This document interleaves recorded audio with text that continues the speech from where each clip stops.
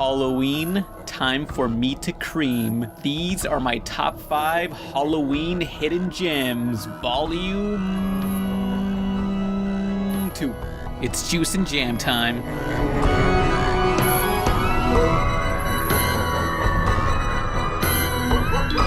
Can't wait to eat an extra double large popcorn, super-sized soda, and jumbo chocolate bar. Me too. You can't eat that. Chocolate is poison for dogs.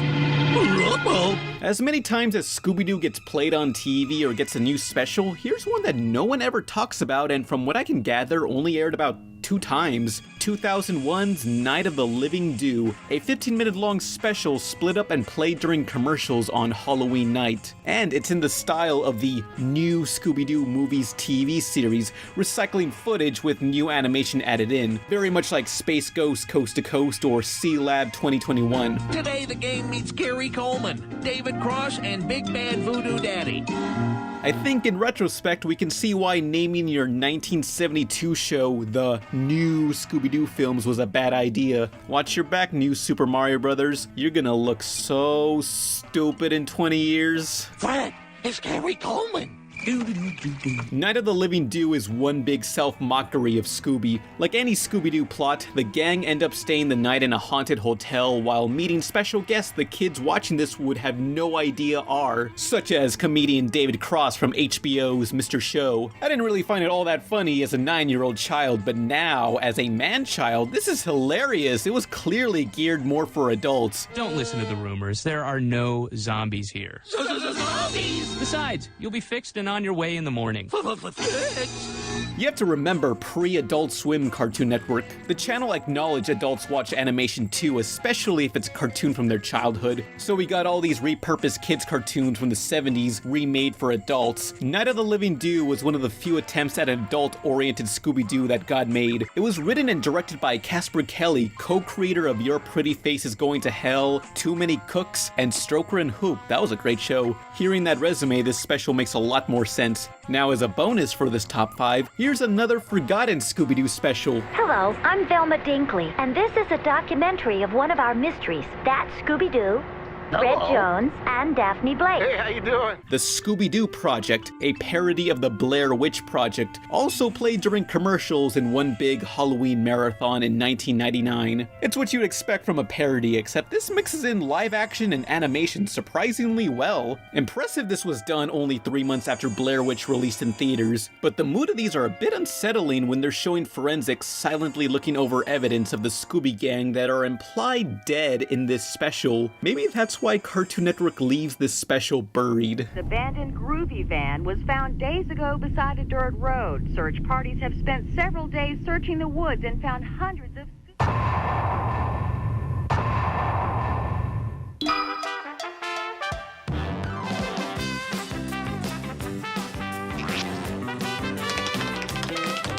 Nickelodeon, The Angry Beavers had the most standard concept of 2 animal friends / brothers who hang out and weird stuff happens. That concept could apply to 100 cartoons, but overused concepts are totally fine when the execution of that concept is done well. I think the best example of the series that falls in that line was the Halloween special, The Day the World Got Really Screwed Up. The Beavers, Daggett and Norbert, are trick-or-treating the day before Halloween, idiots, until they walk into the home of their favorite fictional movie star, Oxnard Montalvo. Due to a meteor strike, the Beavers and these movie stars end up inside a black and white B-movie.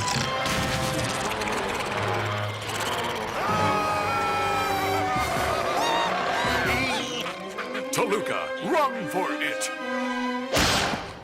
The Doc and I will hold them off as long as we can hold them. You don't see enough of them, but the monsters got such a rad design, and everyone besides the Beavers are drawn in this limited but overly detailed Johnny Quest style. Oxnard Montalvo is voiced by Tom Kane, the man behind Professor Utonium. He is so campy and buffoonish. We're all in the middle of a big pickle. What kind of pickle, Doc? Picture the largest gherkin you've ever seen. For all the creatures and environments that were only used for this one episode, they really went all out. I imagine this would be one of the hardest episodes to produce in the series. Angry Beavers, The Day the World Got Really Screwed Up is probably the best Halloween special Nickelodeon ever produced. That was close! As usual, your brilliance is blinding. You know, sir, I like you much better with my glasses off. You put your glasses back on and face the facts. Dr. Seuss's How the Grinch Stole Christmas is the John Cusack of Christmas specials. What does that even mean? I don't fucking know. It's 4 a.m. when I write this, but you get the idea. While the world con airs The Grinch, it seems like we all forgot The Grinch had other specials, like 1977's Halloween is Grinch Night, released 11 years after the Christmas special. Why was this forgotten? Upon watching it for the first time to make this video, I can see why. It has no reason to take place on Halloween. Grinch Night involves the weather getting a little windy, and this angers the Grinch, who's coming down there. What's he gonna do when he gets down there? But who knows? He's coming down there. The overall Halloween spirit just isn't here. It's a wonderful night for eyebrows.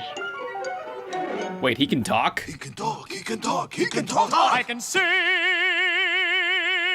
Yeah, the Grinch can sing too. Unlike the Christmas special, Grinch Night is less of a narrated fairy tale poem and more of a traditional story with a few musical interludes. It's just okay. I wouldn't go out on a night like this for $1.50. So is this a sequel or a prequel? Why is he still feared? The Grinch learned to love Christmas. Did he announce to the Whovians, you know, Christmas ain't so bad. I'm sorry I stole your stuff.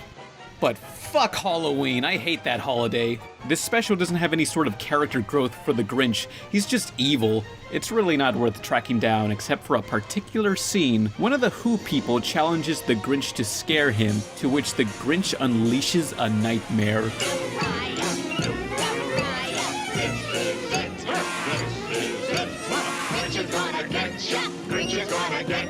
I want to get off. You can't get off. We have 5 more continents to visit. I don't know what was in that box, but damn, this is some of the most wicked designs I've seen from a Dr. Seuss animation. If you have any chance to watch Halloween is Grinch Night, just skip to this scene and forget the rest.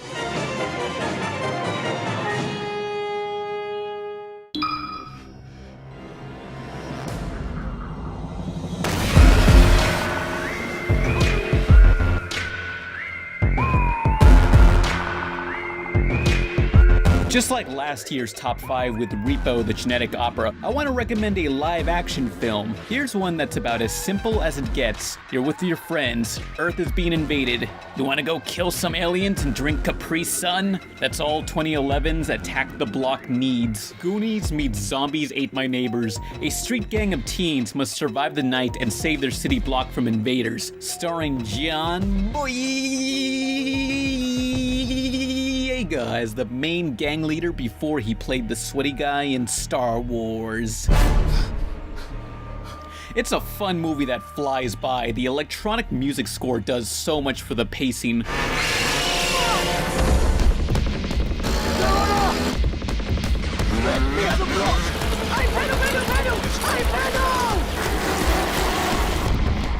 From what I read, 15 pages of script was cut out for budget reasons. I can see that. You get plenty of time to know the characters except for this one drug dealer antagonist. He's kinda shoehorned in. But the main threat are these fuzzy aliens that are so dark, light does not reflect off of them. Their hair is made up of the blackest of blacks. Like, how much blacker could this be? And the answer is none. None more black. These gotta be some of the most simple yet memorable monsters in recent films. Just think, what was the last iconic creature design on film that'll be remembered as our generation's xenomorph or predator? Look at Jurassic World. I had so much fun with that movie in D-Box, but do you remember the big hybrid dinosaur? Some T-Rex with spikes, I guess? That movie cost $150 million to make and they couldn't come up with a more memorable creature. Attack the Block only cost $8 million. Creativity does not have a budget. The J.J. Abrams film Super 8 came out the same year as Attack the Block. Super 8 spends the whole movie hiding the monster for all this buildup, all this mystery for what was just some retread of the Cloverfield monster.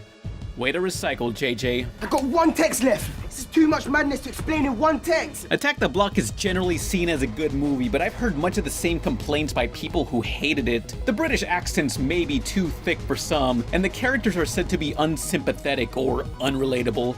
Our first impression of these teens are them mugging a woman at knife point. I would agree at first on hating them for being our main characters, until I learn more about them. A main character does not have to be likable, relatable, or sympathetic. They have to be understandable and interesting. You may not condone a character's criminal actions, but you can understand why they do what they do. Just look at all the other stories about drug dealers, mobsters, killers, or bank robbers. Much like those other criminals, these teens have their own morals they uphold. By the end of the movie, you'll be chanting their name with them. Because Attack the Block never played in wide-release theaters in America, possibly for those previously listed complaints, it needs more recognition. Hey, I'm killing them in the street. Let's get tooled up, blood. Channel 32 wishes you a happy and safe Halloween.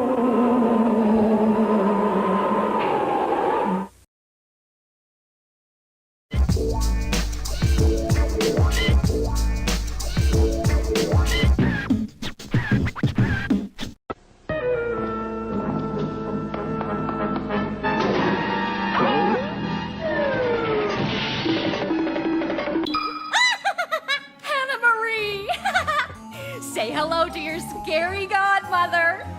My what? Scary godmother! Ta-da! This is one of those every friggin' year specials. The ones that play every friggin' year on TV till the end of time. 2003's Scary Godmother and 2005's Scary Godmother 2, The Revenge of Jimmy. A relatable story of a group of friends having to look over a younger sibling on Halloween night. As a form of gang initiation, the younger sibling, Hannah, must enter an abandoned house which transports her to the home of her very own Scary Godmother, where she befriends and hangs out with other spooky, wacky monsters like werewolves, vampires, and a skeleton. This guy's name is Scully Pettibone. He's literally a skeleton in the closet who keeps people's secrets safe. Question number 1 from Emma and Abby Thompson in Lakefield, Florida. Does the skeleton sleep in the closet? Well, sweetheart, I do everything in the closet. Oh, skeleton in the closet. Oh. These are fun little specials of characters just hanging out on Halloween with no urgency. It's very mellow. Are you a real vampire? Of course I'm a real vampire. Are you a real human? Yeah, but you're just a kid. So are you. Do you go to school? Sure, night school. It's his first real human. Cute. On a TV budget, it ain't gonna look like Pixar, but they do compensate with a lot of nice dynamic stylization and cell shading effects. But whenever I look at this movie, I'm always reminded of one of my favorite video games, Cell Damage, the car combat game in a Toon World I reviewed a while back. It's great. Stylization is good for the environment, but sometimes when they squash and stretch the characters, things become horrifying on a Cronenbergian level. Still, it does well replicating the comic book visuals illustrated by creator Jill Thompson. Hey, wait a minute. If you ask me, the sequel, Jimmy's Revenge, was superior, as it has a little more focus on Hannah's older brother, Jimmy, who in the last film was horrified after meeting the monsters. In the sequel, he's still traumatized and it's affecting how he lives his life. Oh no. Go ahead, eat me, Jimmy. Then on Halloween, I get to eat you. I'm thinking back to the first Toy Story movie where the toys reveal they're alive to the evil neighbor kid Sid, thus he'll never look at toys the same way again. Pixar kind of brushed that detail under the rug, but they do acknowledge it in a deleted scene. I'm kind of new at this toy thing, but something tells me we aren't supposed to do that. Oh, what harm could it have done, Buzz? Just screwed him up for the rest of his life, that's all. Scary Godmother 1 and 2 will never go away. They will play on TV forever. Unless you're one of those people who thinks you're the only sentient person in existence. Ergo, when you die, Scary Godmother dies. But at least these specials are enjoyable and very calming. Happy Halloween to all, and to all a good fright.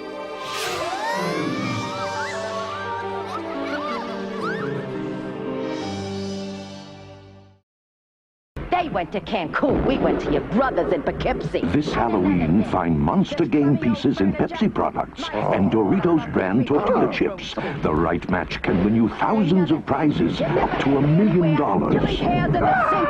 The bad ingredients. Look for specially marked packages. It could change your life for good. You never take out the garbage. Play Pepsi Doritos Monster Match for Monster Money. Frank!